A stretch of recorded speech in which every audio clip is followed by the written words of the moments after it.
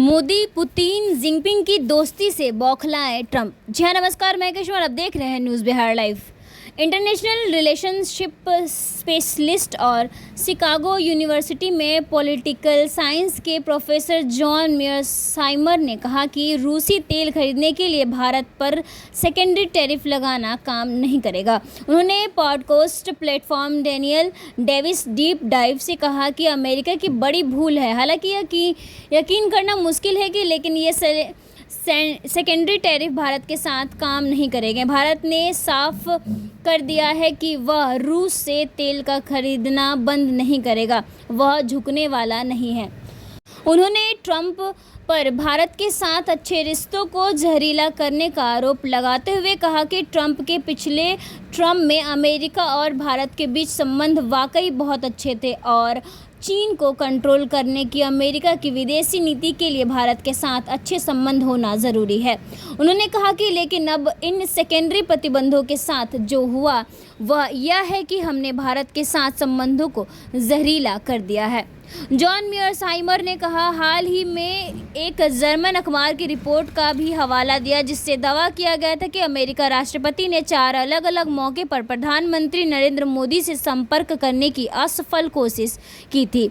उन्होंने कहा कि भारतीय हमसे बहुत नाराज़ हैं। लगभग पूरी तरह से ट्रंप ने पीएम मोदी को 4 बार फ़ोन करने की कोशिश की और उन्होंने बात करने से इनकार कर दिया। इसके अलावा भारत चीन और रूस के करीब जा रहे यह न सिर्फ कारगर है बल्कि वास्तव में नुकसानदेह भी है और फिर भी हम यही हैं।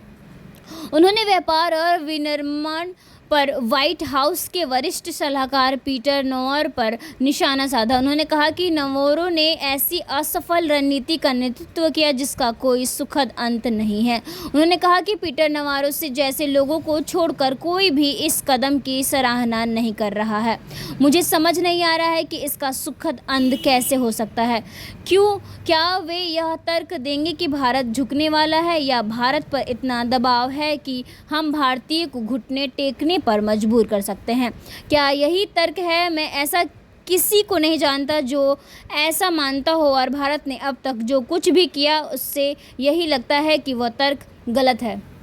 वहीं रूस से तेल खरीदने के लिए भारत पर हैवी टैरिफ लगाने के अमेरिका राष्ट्रपति डोनाल्ड ट्रंप के फैसले को यूएस एक्सपर्ट ने भारी भूल बताया है। उन्होंने कहा कि डोनाल्ड ट्रंप ने भारत के साथ रिश्तों को जहरीला बना लिया है और उनके ये पैंतरे किसी काम आने वाले नहीं हैं। डोनाल्ड ट्रंप के टैरिफ वॉर के बीच भारत और अमेरिका के रिश्तों में लगातार तनाव बना हुआ है। इस बीच चीन में हो रहा एससीओ समिति में पीएम मोदी, चीनी राष्ट्रपति शी जिनपिंग और रूसी राष्ट्रपति व्लादिमीर पुतिन की तकरीर से भी ट्रंप और उनके सहयोगी को चिढ़ मच रही होगी। यही वजह है कि भारत के खिलाफ लगातार उगल रहे डोनाल्ड ट्रंप व्यापार मामलों के सलाहकार पीटर नवारो ने फिर आपत्तिजनक बयान दिया। उन्होंने इस बार रूस से तेल खरीद को लेकर उन्होंने भारतीय ब्राह्मणों पर मुनाफाखोरी करने के आरोप लगाए।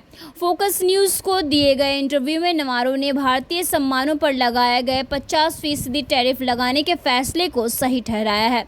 इस दौरान उन्होंने यह भी चेतावनी दी है कि पीएम मोदी, पुतिन और शी जिनपिंग के बीच निकटता वैश्विक व्यवस्था को अस्थिर कर रही है। भारत के खिलाफ बयानबाजी करते हुए पीटर नवारो ने अपने बयान में कहा कि टैरिफ का महाराजा भारत है। उनके यह दुनिया में सबसे ज़्यादा टैरिफ है। हमको वो कई चीज़ें निर्यात करते हैं तो उससे नुकसान किसको होगा? अमेरिका के मजदूर, टैक्स पेयर्स और यूक्रेन के लोगों को। नवारो ने पीएम नरेंद्र मोदी को एक महान नेता भी बताया। उन्होंने कहा कि पीएम मोदी बड़े नेता हैं लेकिन भारत का वैश्विक गठबंधन समझ से बाहर है।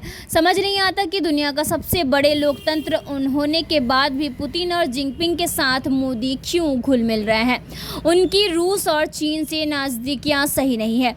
रूसी तेल से ब्राह्मण कमा रहे हैं मुनाफा। जी हाँ, आगे उन्होंने भड़काऊ बयान देते हुए भी कहा कि भारतीय लोगों ने मुझे बस इतना ही कहूँगा कि समझाना चाहिए कि आखिर यहाँ पर क्या हो रहा है। भारतीय लोगों की कीमत पर ब्राह्मण मुनाफा कमा रहे हैं।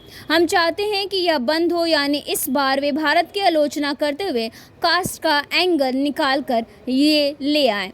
एससीओ समिति में महाशक्तियों का मिलन, ट्रंप की बढ़ेगी बेचैनी। जी हां, पिटवार नवारो का यह बयान ऐसे समय पर आया जब एससीओ समिति में महाशक्तियों का मिलन हो रहा है। यह पीएम मोदी, शी जिनपिंग और व्लादिमीर पुतिन के बीच गजब की केमिस्ट्री देखने को मिले। ग्रुप फोटो सेशन से पहले तीनों नेता एक दूसरे के साथ बातें करते और ठहाके लगाते नजर आए। पीएम मोदी, पुतिन और जिनपिंग की मुलाकात की ये तस्वीर इस वक्त पूरी दुनिया में छाई हुई है। इसी बीच प्रधानमंत्री नरेंद्र मोदी ने आतंकवाद का एकजुट होकर करना होगा विरोध। मोदी जी बोले, आतंकवाद, अलगवाद और उग्रवाद को विकास की राह में बड़ी बाधा करार देते हुए कहा कि शंघाई सहयोग संगठन एससीओ के सभी सदस्य देशों को इस मुद्दे पर दोहरा मापदंड छोड़कर मानवता के खिलाफ इस साझा चुनौती को एकजुट होकर विरोध करने की अपने दायित्व को निभाना होगा। मोदी ने सोमवार को यह शंघाई सहयोग संगठन एससीओ के राष्ट्रीय प्रमुखों के 25वें शिखर सम्मेलन को संबोधित करते हुए आतंकवाद के मुद्दे पर पूरी मजबूती के साथ भारत का पक्ष रखते हुए कहा कि सुरक्षा, शांति और स्थिरता किसी भी देश के विकास का आधार होता है, लेकिन आतंकवाद, अलगाववाद और उग्रवाद इस राह में बड़ी चुनौतियां हैं। उन्होंने कहा कि आतंकवाद सिर्फ किसी देश की सुरक्षा ही नहीं बल्कि पूरी मानवता के लिए एक साझा चुनौती है। कोई देश, कोई समाज और कोई नागरिक अपने आप को इससे सुरक्षित नहीं समझता। इसलिए आतंकवाद से लड़ाई में भारत ने हमेशा एकजुटता पर बल दिया है। भारत व रूस कठिन समय में खड़े रहे एक दूसरे के साथ। जब प्रधानमंत्री नरेंद्र मोदी ने अमेरिका के विभिन्न देशों पर आयात शुल्क लगाया जाने की घोषणा से दुनिया भर में मची उथल पुथल के बीच सोमवार को यह तियानजिन में रूस के राष्ट्रपति व्लादिमीर पुतिन के साथ क्षेत्रीय और वैश्विक महत्व के मुद्दों पर महत्वपूर्ण चर्चा की और कहा कि भारत तथा रूस हमेशा कठिन समय में एक दूसरे के साथ खड़े रहे हैं तथा उनकी समझदारी दोनों देशों के साथ साथ वैश्विक शांति, स्थिरता तथा समृद्धि के लिए महत्वपूर्ण है। चीन की 2 दिन की यात्रा के अंतिम दिन स्वदेशी रवाना होने से पहले मोदी ने तियाजिनी में शंघाई सहयोग संगठन एससीओ के राष्ट्रीय प्रमुख के 25वें सम्मेलन के समापन के बाद पुतिन के साथ बातचीत में रूस यूक्रेन संघर्ष के जल्द समाप्त होने की भी उम्मीद जताई।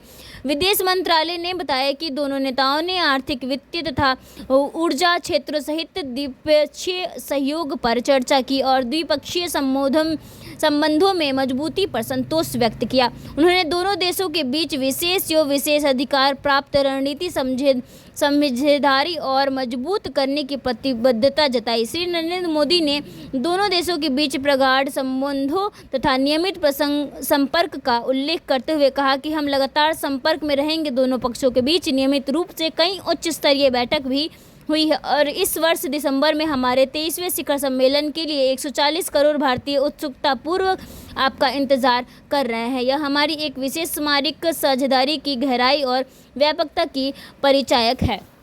मुश्किल वक्त में एक दूसरे के साथ खड़े रहने की भारत और रूस की नीतियां का उल्लेख करते हुए उन्होंने कहा कि कठिन से कठिन परिस्थितियों में भी भारत और रूस हमेशा कंधे से कंधा मिलाकर चले। हमारे करीबी सहयोग न केवल दोनों देशों के लिए लोगों के बल्कि वैश्विक शांति, स्थिरता और समृद्धि के लिए महत्वपूर्ण है।